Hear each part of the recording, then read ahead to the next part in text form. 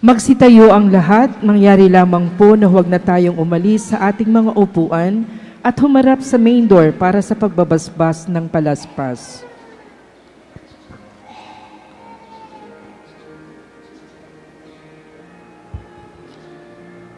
Baka may awit pa. Hindi may awit pa.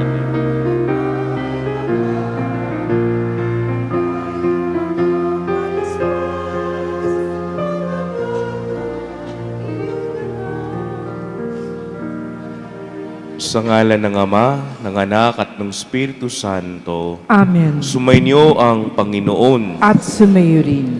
Mga minamahal na kapatid, 5 linggo tayong naghahanda ng sarili para sa pagdiriwang ng Pasko ng pagpapasakit at pagkabuhay ng Panginoon. Sinikap nating unawain at tuparin ang ating mga pananagutan sa Diyos at sa kapwa-tao alinsunod sa aral at halimbawa ni Jesucristo. Kaisa ng buong simbahan, sinisimula natin ngayon ang mga mahal na araw. Si Kristo ay matagumpay na pumapasok sa kanyang lungsod upang tuparin ang kanyang gawain bilang Mesiyas, ang magpakasakit, mamatay, at muling mabuhay para sa ating kaligtasan. Taimtim nating sariwain sa alaala ang kanyang pag-aalay ng sarili para sa kapwa at sundan natin siya na may buhay na pananampalataya. Kaysa niya na napagdurusa sa krus, tayo nawa ay makahati niya sa kanyang pananaig sa kamatayan at sa kanyang bagong buhay. Dadako tayo ngayon sa pagbabasbas ng mga palaspas. Manalangin tayo.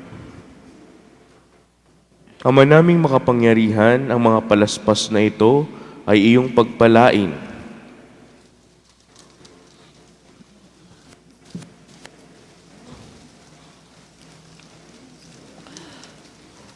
At pabanalin upang masaya naming sa pagbubuni sa Mesiyas na aming hari, siya'y aming masundan at sa pamamagitan niya'y aming sapitin ang hindi magmaliw na lungsod ng Jerusalem, na kanyang pinaghaharian kasama mo't ng Espiritu Santo, magpasawalang hanggan. Amen.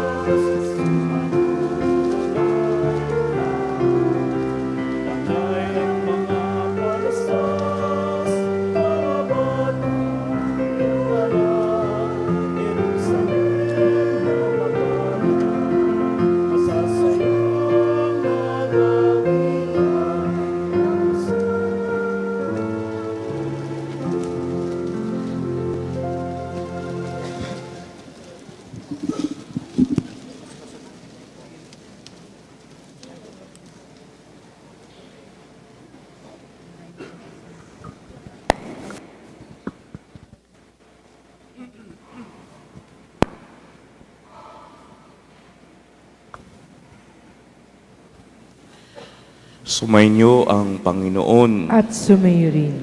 Ang mabuting balita ng Panginoon ayon kay San Mateo. Papuri sa iyo, Panginoon. Malapit na sila sa Jerusalem pagdating nila sa Bethfage, sa bundok ng mga Olibo. Pinauna ni Jesus ang 2 alagad. Sinabi niya sa kanila, pumunta kayo sa susunod na nayon.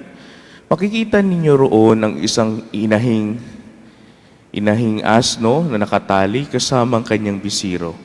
Kalagan ninyo at dalhin dito. Kapag may sumita sa inyo, sabihin ninyong kailangan ng Panginoon at hindi nakikibo iyon. Nangyari ito upang matupad ang sinabi ng propetas, sabihin ninyo sa lungsod ng Sion, masdan mo dumarating ang iyong hari, siya'y makapagkumbaba, nakasakay sa isang asno, sa isang bisiro ng isang asno. Lumakad nga ang mga alagad at ginawang inutos ni Jesus. Dinala nila ang inahing asno at ang bisiro. Isinapi nila ang Sa likod ng mga ito ang kanilang balabal at sumakay si Jesus. Marami naglatag ng kanilang balabal sa daan. Ang iba na may pumutol ng mga sanga ng kahoy at inilatag din sa daan. Nagsisigawan ng mga taong nauuna at sumusunod sa kanya. Mabuhay ang anak ni David. Pagpalain ng dumarating sa ngalan ng Panginoon. Purihin ng Diyos. Pagpasok ni Jesus sa Jerusalem, nagulo ang buong lungsod. Sino kaya ito? Tanong nila. Si Jesus ang propetang taga Nazaret, Galilea. Sagot ng karamihan. Mga kapatid, ang mabuting balita ng Panginoon. Pinupuri ka namin, Panginoong Heso Kristo. Magandang umaga po sa inyong lahat. Magandang umaga po, Father. Itong ating mga palaspas na hawak-hawak, berdeng-berde, sariwang-sariwa, tulad ng ating pananampalataya sa umagang ito. Naway ito'y magpaalala sa atin na sa pamamagitan ng mga palaspas na ito, ating wini-welcome si Jesus sa ating buhay, sa ating mga tahanan. Kaya isinasabit natin ito sa ating mga pintuan o kaya nilalagay sa ating mga altar. Simbolo ito na ating pinapapasok si Jesus sa ating buhay, sa ating tahanan at sa ating komunidad. Hindi po ito anting-anting o di kay pang ginagamit kapag ang inyong kapitbahay ay masama ang ugali o panghampas. Hindi po yun. Ito ay ginagamit, simbolo ng banal na pagpasok ng ating Panginoon. Naway magpaalala lagi ito sa atin na tayo din ay tulad ng mga palaspas na ito. Tayo din ay sariwa sa ating pananampalataya at may mga pagkakataon na tayo din ay parang nalalanta at dadating ang panahon na tayo din ay babalik din sa alikabok tulad ng mga palaspas na ito. Ngunit sa pamamagitan ng pagpasok ni Jesus sa ating buhay, magkakaroon tayo ng bagong buhay. Yun ang ating babaybayin. Yun ang ating journey sa mga mahal na araw na ito. Naway samahan tayo ng ating Panginoon sa paglalakbay natin sa mga mahal na araw na ito at magpanibago tayo ng ating paninampalataya upang sa bagong buhay na ating hinaharap. Amen. Mga minamahal na kapatid, tularan natin ang mga tao na nagbubuni kay Jesus, halinang magprosesyon sa kanyang karangalan, taglay ang kapayapaan.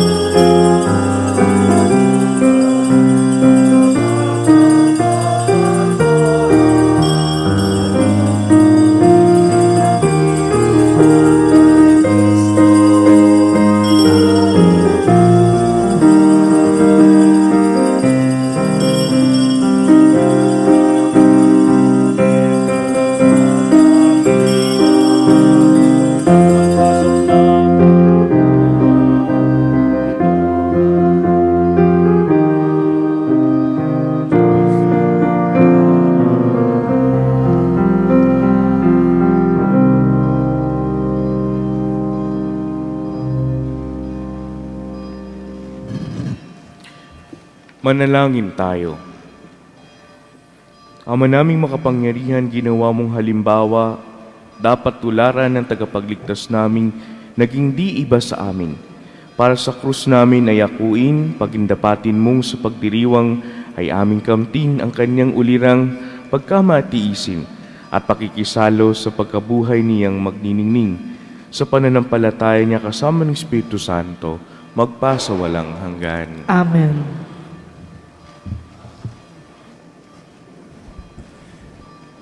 Pagbasa mula sa aklat ni Propeta Isaias.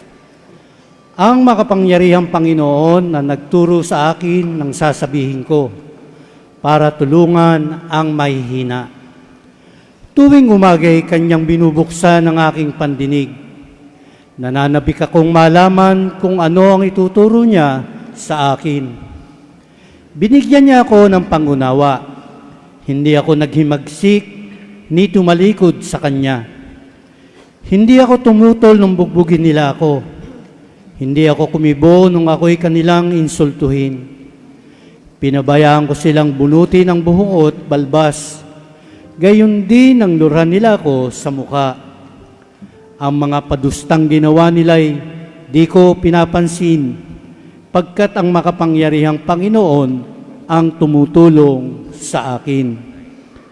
Handa akong magtiis na sampaling parang bato, pagkat aking batid, ang sarili ko'y di mapapahiya.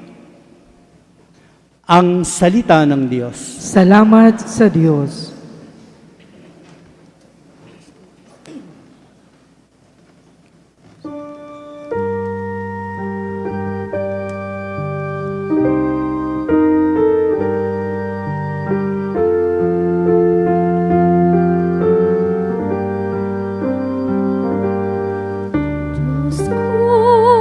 Diyos ko, bakit naman ako yung pinabayaan?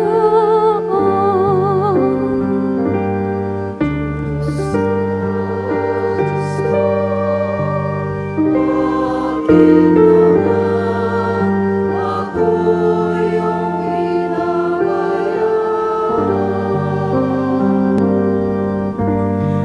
Bawat taong makakita'y humiling nanunukso, palibak na nagtatawa't sinasabi ang ganito. Nagtiwala siya sa Diyos, ngunit hindi siya pansin. Kung talagang minamahal, bakit hindi intindihin? Diyos ko, bakit naman ako yung pinabayaan? May pangkat na mga buhong nasa pumaligid, para kung nasa gitna di yung asong mababangis. Mga kamay ko at paa, butas sa pagkumutulis. Ang buto ng katawan ko ay mabibilang sa masin. Diyos ko, bakit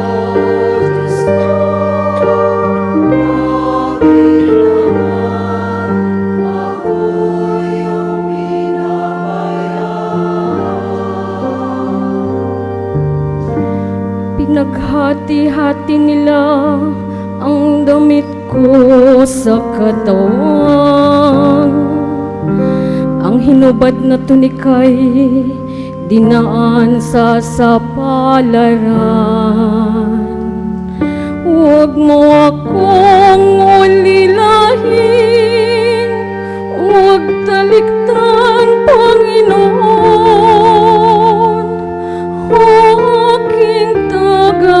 magligtas, bilisan mo ang pagtulong.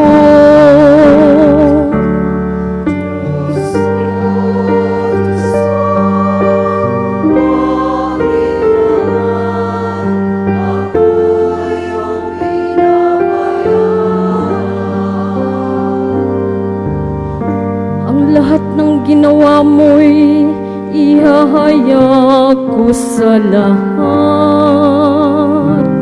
Sa gitna ng kapulungay, pupurihin kitang ganap. Pupurihin ang Panginoon ng lahat ng kanyang lingkod. Siya'y inyong nakilain, kayong angkan ni Jacob. Ikaw, bayan ng Israel, ay sumamba at maglingkod.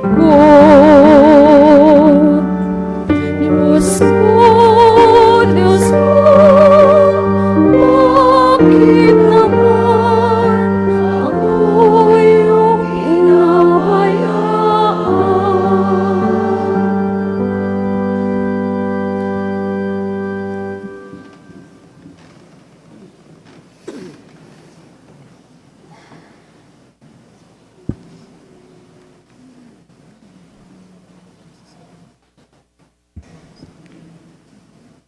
Pagbasa mula sa sulat ni Apostol San Pablo sa mga taga-Pilipos.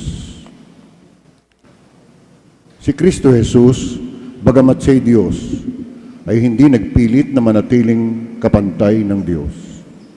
Bagkus, hinubad niya ang lahat ng katangian ng pagka-Diyos.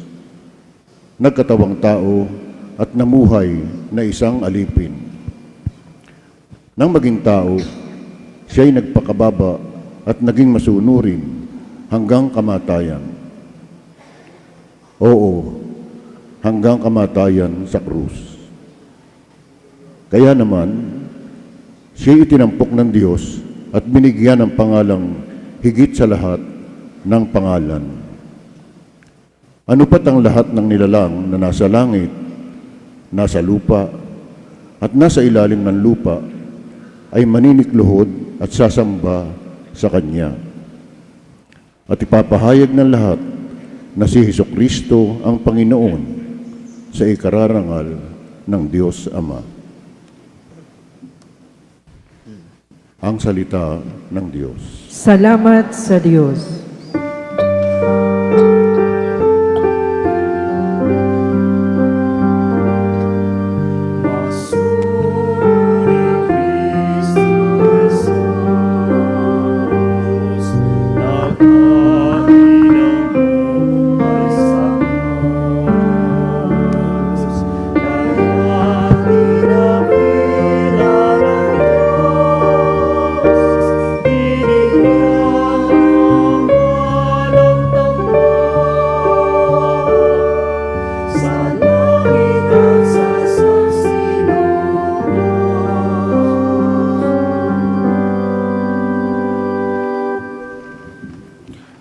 Ang pagpapakasakit ng ating Panginoong Hesukristo ayon kay San Mateo.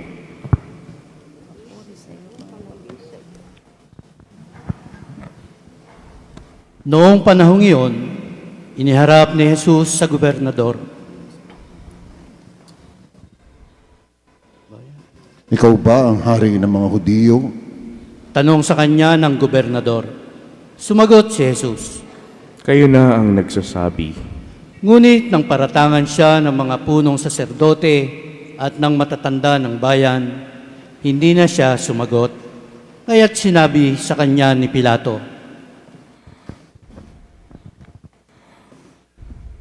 Hindi mo ba naririnig ang mga ipinaratang nila sa iyo?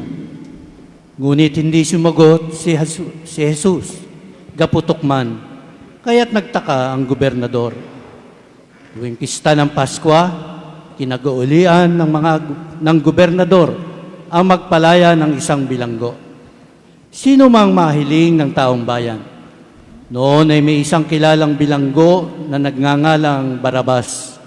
Kaya't nang magkatipo ng mga tao, tinanong sila ni Pilato,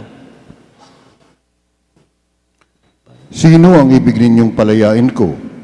Si Barabas o si Jesus na tinatawag na Kristo? alam ni Pilato na inggit ang naggudyok sa kanila na dalhin sa kanya si Jesus. Hindi man lamang yan, samantalang siya ay nakaluklok sa hukuman.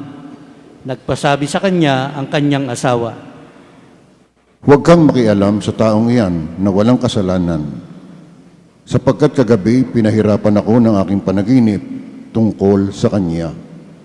ang mga tao na may sinulsulan ng mga punong saserdote at ng matatanda ng bayan na hilingin kay Pilato na si Barabas ang palayain at si Jesus ay ipapatay. Muli silang tinanong ng gobernador, Sino sa dalawa ang ibig niyong palayain ko? Si Barabas po. sagot nila, sinabi sa kanila ni Pilato, Kung gayon, ano ang gagawin ko kay Jesus na tumatawag na Kristo? sumagot ang lahat, Ipako sa krus. Bakit? Anong masama ang ginawa niya? tanong ni Pilato. Ngunit lalo pa nilang isinigaw, ipako sa krus. Nang makita ni Pilato na wala siyang magagawa at malamang na magkagulo ang mga tao, nagpakuha siya ng tubig at naghugas ng kamay sa harapan ng mga tao. Wala akong pananagutan sa kamatayan ng taong ito. Sabi ni Pilato, Bahat. sumagot ang mga tao, Pinananagutan namin at ng aming mga anak ang pagkamatay niya. at pinalaya niya si Barabas. Ngunit ipinahugupit si Jesus at ibinigay sa kanilang upang ipako sa krus. Si Jesus ay dinala ng mga kawal ng gobernador sa pretorio at nang nagkatipo ng buong batalyon sa paligid niya, hinubaran niya siya at sinuutan ng isang balabal na pulang-pula. Naglikaw sila ng halamang matinik at ipinutong sa kanya. Kaya pinapaghawak ng isang tambo sa kanyang kanang kamay at palibak siyang niluludhuruharan at binati. Mabuhay ang hari ng mga Hudiyo. Siya ay pinaglulurhan. Kinuha nila ang tambo at siya ay pinaghahampas sa ulo. At matapos kutyain, kanilang inalisan siya ng balabal, sinuotan ng sariling damit at inilabas upang ipako sa krus. Paglapas nila ng lungsod, kanilang nakita ang isang lalaking nagngangalang Simon, isang taga Sirene. Pilit nilang pinapasan sa kanyang krus ni Jesus. Pagdating sa lugar na tinatawag na Golgota, na nangangahulugang pook ng bungo, binigyan nila si Jesus ng alak na hinaluan ng apdo. Ngunit nang matikman niya, ay hindi ininom. Nang maipako na siya sa krus, pinaghati-hatian nila ang kanyang mga damit matapos magsapalaran at naupo sila upang siya'y bantayan.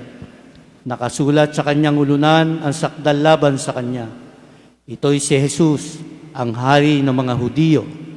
2 tulisan ang kasabay niyang ipinako sa krus, isa sa kanan at isa sa kaliwa. Nilibak siya ng mga nagdaraan at tatangu-tangupang sinabi, Di ba ikaw ang gigiba ng templo at muling magtatayo nito sa loob ng 3 araw? Iligtas mo ngayon ang iyong sarili. Kung ikaw nga ang anak ng Diyos, bumaba ka sa krus. Kinutya rin siya ng mga punong saserdote, ng mga iskriba at ng matatanda ng bayan. Sabi nila, Iniligtas ang iba, ngunit ang sarili di mailigtas. Di ba siya ang hari ng Israel? Bumaba lang siya ngayon sa krus, maniniwala kami sa kanya. Nananalig siya sa Diyos at sinasabi niyang siya ang anak ng Diyos. Iligtas siya ng Diyos kung talagang iniibig siya. at inilupusta rin siya ng mga tulisang ipinakong kasabay niya. Mula sa tanghaling tapat hanggang sa 3 ng hapon ay nagdilim sa buong lupain. Nang mag-3 ng hapon, Sumigaw si Jesus. Eli, Eli, lama sabachthani. Ibig sabihin, Diyos ko, bakit mo ako pinabayaan? narinig ito ng ilan sa mga nakatayo roon at sinabi nila. Tinatawag niya si Elias. Agad tumagpo ang isa sa kanila at kumuha ng espongha. Tinigbak ng maasim na alak at inilagay sa dulo ng isang tambo at ipinasipsip kay Jesus. Ngunit sinabi naman ng iba, Hintay muna. Tingnan natin kung darating si Elias upang iligtas siya. muling sumigaw si Jesus at nalagutan ng hininga. Ang lahat po ay magsiluhod at sandaling tumahimik.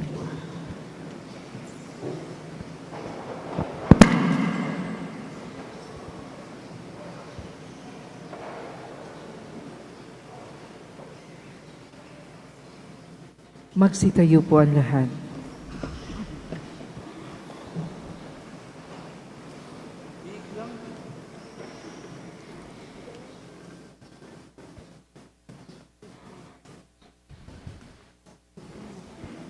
Biglang napunit sa gitna ang tabing ng templo, mula sa itaas hanggang sa ibaba. Nayanig ang lupa, nabitak ang mga bato, nabuksan ang mga libingan at nabuhay ang maraming banal na namatay na. Lumabas sila ng libingan at nang muling mabuhay si Jesus, sila'y pumasok sa banal na lungsod at nakita roon ang nang marami. Nasindak ang kapitan at ang mga kawal na nagbabantay kay Jesus nang maramdaman nila ang lindol at masaksihan ang lahat ng nangyari. Tunay na ito'y anak ng Diyos. Sabi nila, naroon din ang maraming babaeng nakatanaw mula sa malayo. Mula pa sa Galilea ay sumusunod na sila kay Jesus at naglilingkod sa Kanya. Kabilang sa kanila si Maria Magdalena, si Maria ang ina ni Santiago, at si Jose at ang asawa ni Zebedeo. Bago magtakip silim, dumating ang isang mayamang taga-Arimatea na ngalay Jose. Siya'y alagad din ni Jesus. Lumapit siya kay Pilato at hiningi ang bangkay ni Jesus. Iniutos naman ni Pilato na ibigay ito sa kanya. Kaya't kinuha ni Jose ang bangkay at binalot ng bagong kayong lino. Iniligay niya ito sa sariling libingan na di pa nalalaunang ipinauka niya sa bato. Pagkatapos, iginulong niya sa pintuan nito ang isang malaking bato. Saka umalis. Naroon si Maria Magdalena at ang isa pang Maria na nakaupo sa tapat ng libingan. Kinabukasan, alalaong bagay pagkatapos ng araw ng paghahanda, sama-samang nagpunta kay Pilato ang mga punong saserdote at ang mga pariseo. Sinabi nila, Naalaala po namin na sinabi ng mapagpanggap na iyon noong nabubuhay pa, na siya muling mabubuhay pagkaraan ng 3 araw. Pabantayan nga po ninyong mabuti ang libingan hanggang sa 4 araw. Baka pumaroon ang kanyang mga alagad at nakawin ng bangkay at sabihin sa mga tao na siya'y muling nabuhay. At ang pandarayang ito ay magiging masahol pa sa nauna. sinabi sa kanila ni Pilato, Kumuha kayo ng mga kawal at pabantayang mabuti ang libingan. kaya't pumaron sila at nilagyan ng tatak ang bato at pinabantayan ng libingan upang matiyak nilang di ito pakikialman ni numan. Mga kapatid, ang mabuting balita ng Panginoon. Pinupuri ka namin, Panginoong Jesucristo.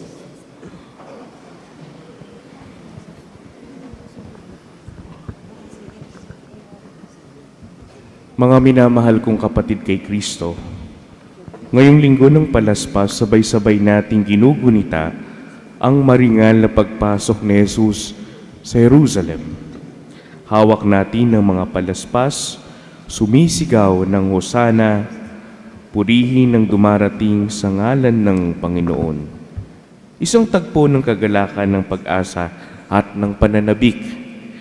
Para bang lahat ay maayos, parang darating na ang tagumpay. Ngunit alam natin ng kasunod ng kwentong ito, ang parehong mga taong sumisigaw ng papuri ay siya ding sumisigaw na ipako siya sa krus, patayin siya sa krus. Makalipas lamang ang ilang araw, ang galak ay napalitan ng galit. Ang pagtanggap ay magiging pagtatanggi. At ang sigaw ng hosana ay magiging sigaw ng panghuhusga. Mga kapatid, ito din ay hindi lamang kwento ng nakaraan. Ito din ay sumasalamin minsan sa ating mga puso. Ilang beses rin ba tayong nagiging ganito? Masigla tayong manalangin kapag maayos ang ating buhay. Madali nating masabi na, "Salamat Panginoon," kapag tayo nakaka-receive ng pagpapala, ng mga biyaya, ng mga panalangin nasagot ng ating Panginoon. Ngunit kapag may sakit, kapag may nawawala, kapag tila hindi nasasagot ang ating mga dasal, o di kaya may mga pagsubok tayong pinagdadaanan, minsan, unti-unti tayong tumatalikod, nanlalamig, nagdududa at lumalayo sa Diyos. Mga kapatid, ang linggo ng Palaspas ay paanyaya na kilalanin natin ang ganitong katotohanan sa ating buhay, sa ating mga sarili, sa ating mga puso. Hindi para tayo husgahan, kundi para tayo'y baguhin. Pansinin natin kung paano pumasok si Jesus sa Jerusalem. Hindi siya dumating na may kapangyarihang politikal o militar. Wala siyang mga sundalo o militar nahahawi sa daan dahil siya'y dadating. Wala siyang mga hukbo. Wala siyang isang mahigandang karwahe, umarangyang karwahe. Siya ay nakasakay sa isang abang asno, isang simpleng larawan ng kababaang loob. Ito ang uri ng hari na meron tayo.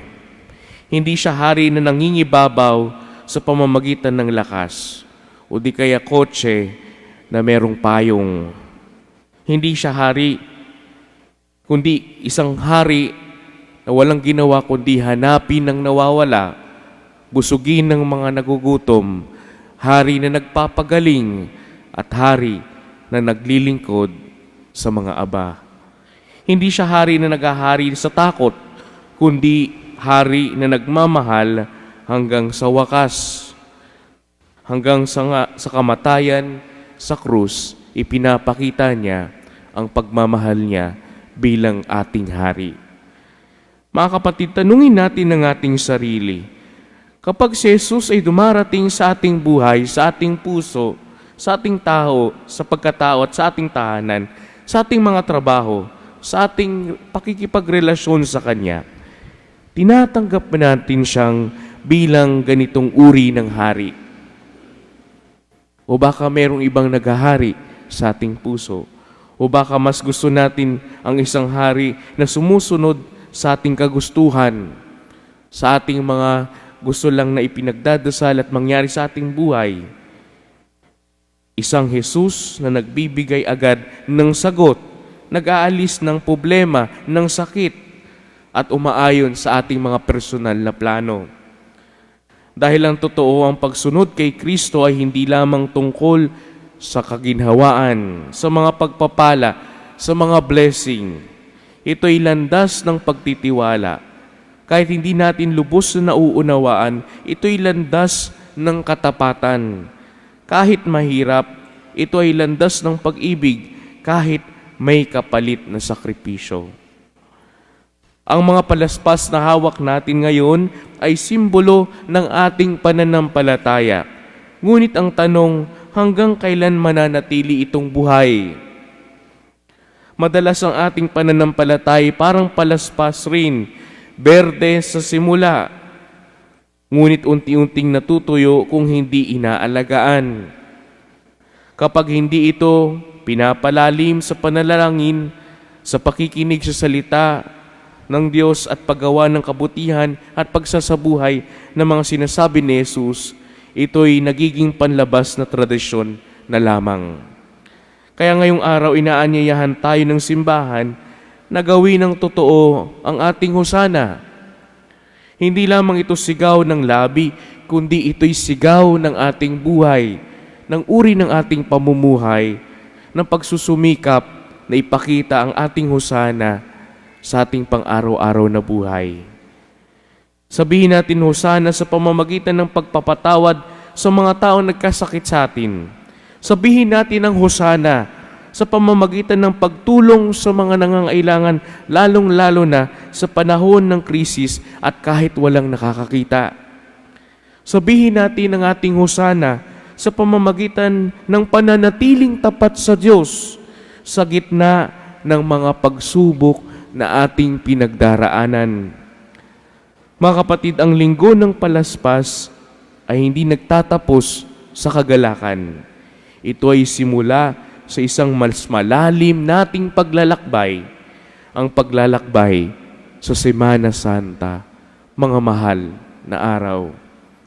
Inaanyayahan tayo nasamahan natin si Jesus sa huling hapunan kung saan itinatag niya ang banal na Eucharistia. Samahan natin si Jesus sa halamanan ng Getsemani kung saan siya'y nanalangin sa gitna ng takot at ng paghihirap.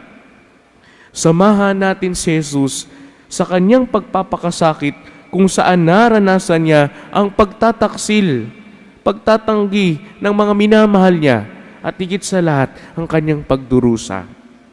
At sa huli, samahan natin si Jesus sa krus kung saan ipinakita niya ang sukdulang pag-ibig niya para sa atin upang tayo masagip sa ating kasalanan, upang tayo magkaroon ng bagong buhay. Hindi madaling sundan si Jesus sa landas na ito. Ngunit dito din natin tunay na nakikilala ang kanyang pagmamahal at ang kanyang puso para sa atin. Dahil sa krus nakikita natin ang pag-ibig ng Diyos ay hindi nagbabago kahit tayo'y laging pabago-bago sa pagsunod sa Kanya. Ang Kanyang awa ay hindi nauubos kahit tayo'y nagkukulang minsan. Ang Kanyang pag-asa ay hindi mawawala kahit tila madilim ang lahat. Mga kapatid, habang papasok tayo sa mga banal na araw na ito, huwag tayong manatiling tagamasid lamang. Huwag nating hayaan maging ritual ang mga mahal na araw ang Semana Santa. Sa halip gawin natin itong personal. Dahil kay Jesus ang ating mga sugat, ang ating mga takot, ang ating mga kasalanan, at ang ating mga pangarap, ilagay natin ang lahat ng ito sa paanan ng krus. Magtiwala tayo na hindi niya tayo iiwan hanggang sa huli. At kung dumarating man ang sandali na tayo'y matutuksong sumuko, alalahanin natin ang kwento na ito na hindi nagtatapos lagi sa krus. May darating na muling pagkabuhay. Mula sa isang sigaw ng hosana, patungo sa katahimikan ng Biyernes Santo at sa liwanag ng linggo ng pagkabuhay, yan ang paglalakbay ng ating pananampalataya. Naway sa taong ito, hindi lamang natin alalahanin, kundi naway tunay natin maranasan ang pagliligtas, ang pagmamahal, ang pagbabagong buhay na ibinibigay sa atin ni Jesus. Amen. Magsitayo po tayo sa pananampalataya. Sumasampalataya ako sa Diyos amang makapangyarihan sa lahat, na may gawa ng langit at lupa. Sumasampalataya ako kay Jesucristo, iisang anak ng Diyos, Panginoon nating lahat. Nagkatawang tao siya lalang ng Espiritu Santo, ipinanganak ni Santa Mariang Birhen, pinagpakasakit ni Poncio Pilato, ipinako sa krus, namatay, inilibing, nanaog sa kinaroroonan ng mga yumao, nang may 3 araw na buhay na maguli, umakyat sa langit, naluluklok sa kanan ng Diyos amang makapangyarihan sa lahat. Doon magmumulang paririto at huhukom sa nangabubuhay at nangamatay na tao. Sumasampalataya naman ako sa Diyos Espiritu Santo, sa banal na simbahang katolika, sa kasamahan ng mga banal, sa kapatawaran ng mga kasalanan, sa pagkabuhay na muli ng nangamatay na tao, at sa buhay na walang hanggan. Amen. Sa ating paghahanda ngayon ng panimula ng mahal na araw at hilingin natin sa Diyos Ama ang biyaya ng pananampalataya upang patuloy tayong makibahagi sa pagpapakasakit ng ating Panginoong Hesukristo. Buong kababaang loob at pagtitiwala natin ipanalangin, Panginoon, dinggin mo ang aming panalangin. Panginoon, dinggin mo ang aming panalangin. Para sa simbahang Katolika, upang ang pagpapakasakit at kamatayan ng Panginoong Hesukristo ay patuloy na maihayag sa mga mananampalataya at magkabuklod nawa ang sambayanan ng maging hantungan ng pananampalataya ay ang kaligtasang pinagtagumpayan ni Kristo sa krus. Manalangin tayo. Panginoon, dinggin mo ang aming panalangin. Para sa mga bansa, upang ang kababaang loob ng lingkod ng Panginoon ay taglayin ng mga hinirang na tagapamuno rito at akayin nawa nila ang mga mamamayan sa buhay na puno ng kaligtasan, kapayapaan at pagkakaisa. Manalangin tayo. Panginoon, dinggin mo ang aming panalangin. Para sa mga dukha, may sakit at nasa kahabag-habag na kalagayan upang ang pagpapakababa at pagkamasunurin ng anak ng Diyos ang kanilang maging sandigan at mabiyayaan nawa sila ng matibay na pananalig sa Diyos. Manalangin tayo. Panginoon, dinggin mo ang aming panalangin.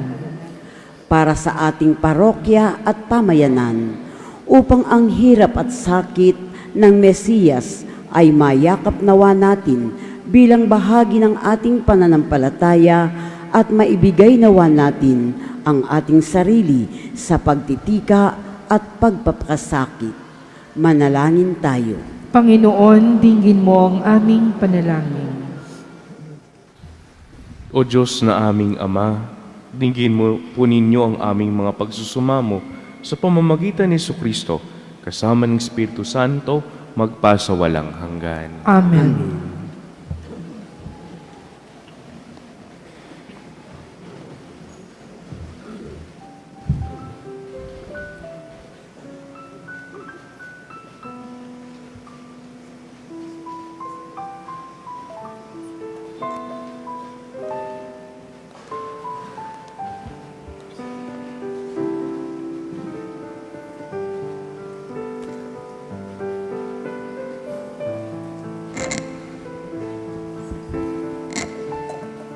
Kapuri-puri ka Diyos, amang lumikha sa sanlibutan.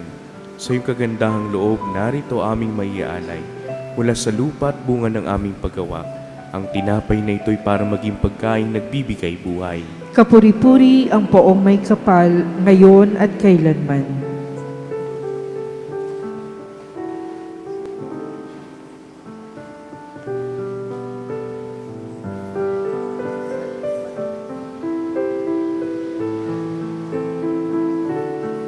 Kapuri-puri ka Diyos, amang lumikha sa sanlibutan. Sa iyong kagandahang loob, narito aming maiaalay. Mula sa katas ng ubas at bunga ng aming paggawa, ang alak na ito'y para maging inuming nagbibigay ng iyong Espiritu. Kapuri-puri ang poong may kapal, ngayon at kailanman.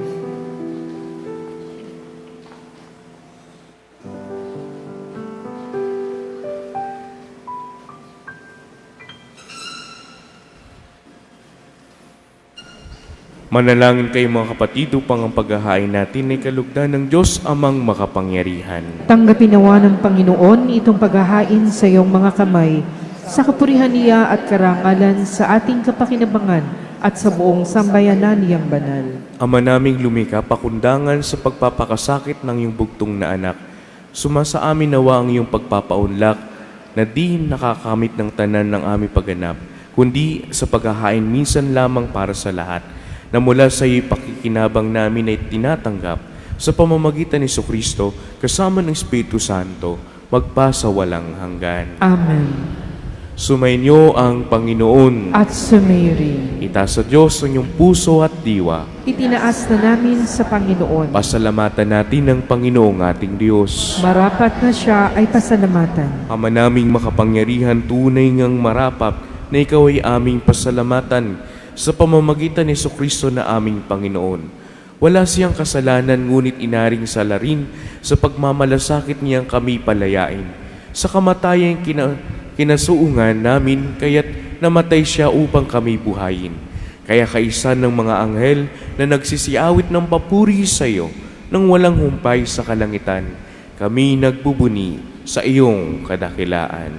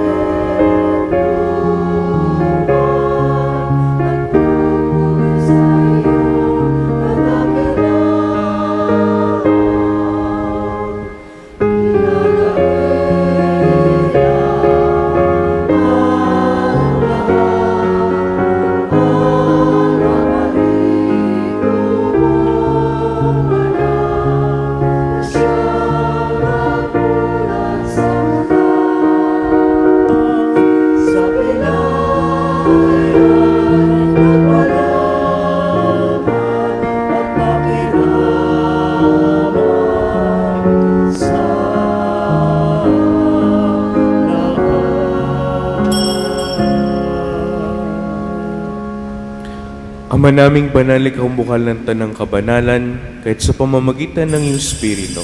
Gawin mong banal ang mga kaloob na ito upang para sa aming maging katawan at dugo ng aming Panginoong Jesucristo. Bago niya pinagtiis ang kusang loob na maging handog, hinawakan niyang tinapay, pinasalamatan kanya, pinaghati-hati niya inabot sa kanyang mga alagad at sinabing, "Tanggapin niyo lahat ito at kanin, ito ang aking katawan, na ihahandog para sa inyo."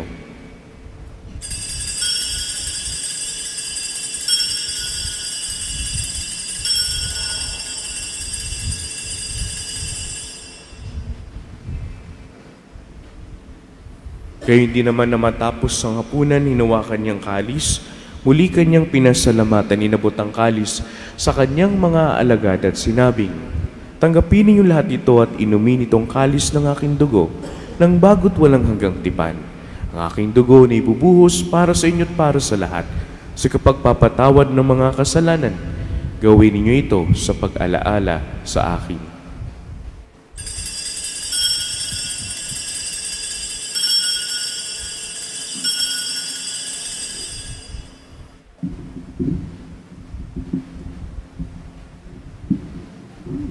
Ipagmuni natin ang misteryo ng pananampalataya.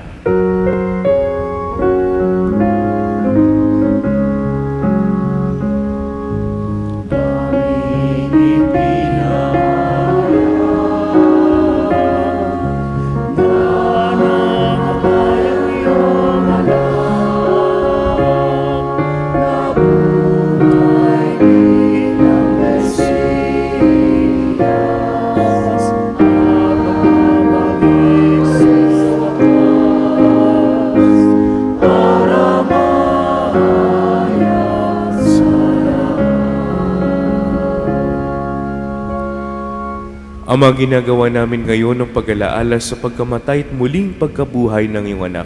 Kaya't inaalay namin sa iyong tinapay na nagbibigay buhay at ang kalis na nagkakalob ng kaligtasan.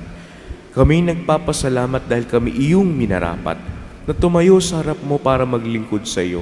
Isinasamo namin kami magsalo-salo sa katawan at dugo ni Kristo ay mabuklod sa pagkakaisa sa pamamagitan ng Espiritu Santo.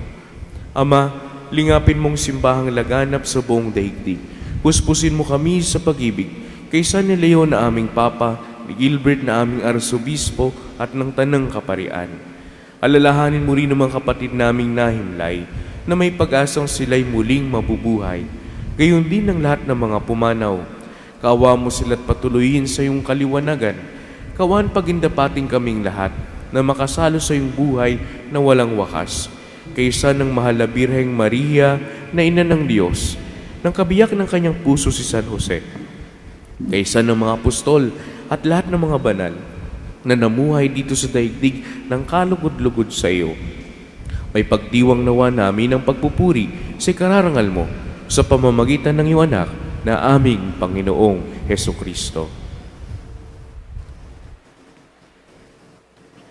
Sa pamamagitan ni Kristo at kasama niya at sa Kanya, ang lahat ng parangal at papuri sa iyo, Diyos Amang makapangyarihan, kasama ng Espiritu Santo, magpasawalang hanggan.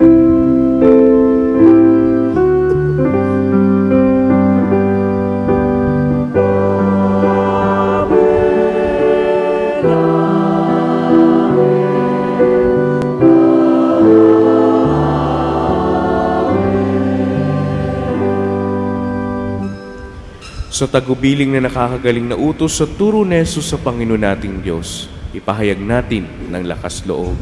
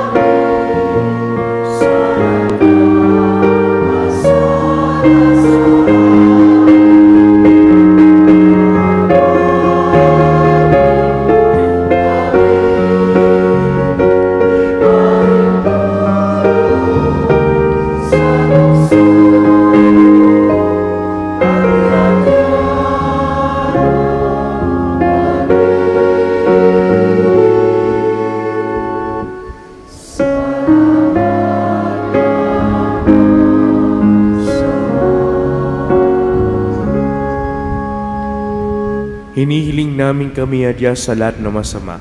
Pagkalooban ng kapayapaan na araw-araw iligtas sa kasalanan at ilayo sa lahat ng kapahamakan. Samantalang aming pinananabikan ng dakilang araw ng pagpapahayag ng tagapagligtas namin sa Jesucristo.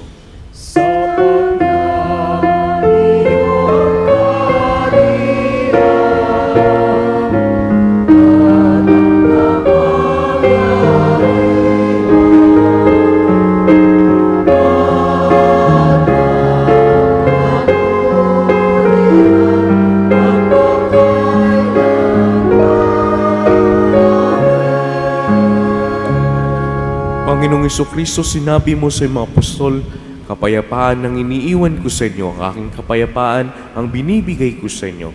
Tunghayan mo ang aming pananampalataya at huwag ang aming pagkakasala. Pagkalooban mo kami ng kapayapaan at pagkakaisa, ayon sa iyong kalooban, kasama ng Espiritu Santo, magpasawalang hanggan. Amen. Ang kapayapaan ng Panginoon ay laging sumainyo. At sumayo rin.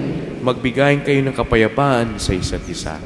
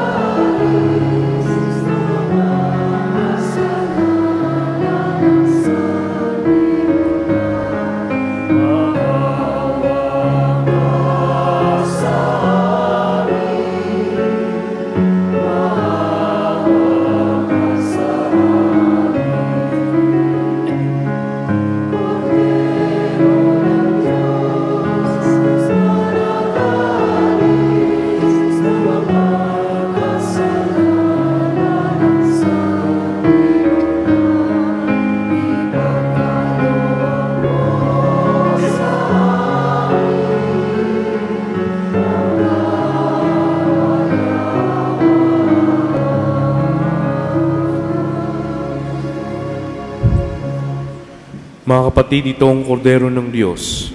Ito ang nag-aalis sa mga kasalanan ng sanlibutan. Papalad ang mga niyahan sa kanyang piging. Panginoon, hindi ako karapat-dapat na magpatuloy sa iyo, ngunit sa isang salita mo lamang ay gagaling na ako.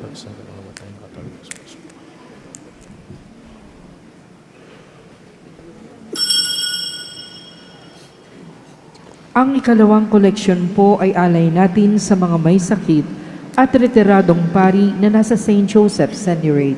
Maraming salamat po.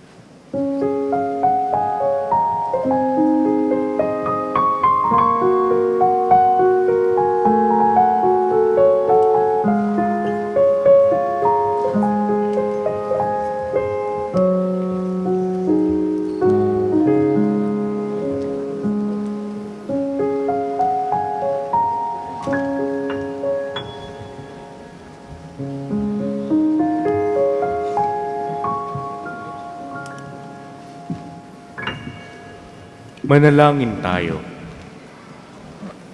Ama namin mapagmahal, ngayon kami pinapagsalo mo sa banal na pakikinabang. Kami iyong pinalingon na may pag-asa sa aming sinasampalatayanan. Pakundangan sa pagkamatay ng iyong anak, gawin mo kami makarating sa aming paroroonan. Pakundangan sa kanyang muling pagkabuhay bilang tagapamagitan kasama ng Espiritu Santo magpasawalang hanggan. Amen. Sumainyo ang Panginoon. At sumayo rin. Iyuko natin ang ating mga ulo para sa maringal na pagbabasbas. Ang Diyos amang mawain ay nagkaloob sa inyo ng anak niyang nagpakasakit bilang huwaran ng pag-ibig ay siya nawang magbasbas sa inyong lahat, pakundangan sa paglilingkod ninyo sa Kanya at sa kapwa ngayon at magpasawalang hanggan. Amen. Pakundangan sa Kanyang kamatayan upang kayo'y huwag dumanas ng walang katapusan. Pagkamatay, makamtanawan niya ang inyong buhay na walang hanggan. Amen. Pakundangan sa pagpapakumbaba niya para sa inyong kapakanan. Kayo'y naway makasalo sa kanyang muling pagkabuhay, ngayon at magpasawalang hanggan. Amen. Pagpalain kayo ng makapangyarihang Diyos, Ama, Anak, at ng Espiritu Santo. Amen. Taglayin ninyo sa inyong pag-alis ang kapayapaan ni Kristo. Salamat sa Diyos.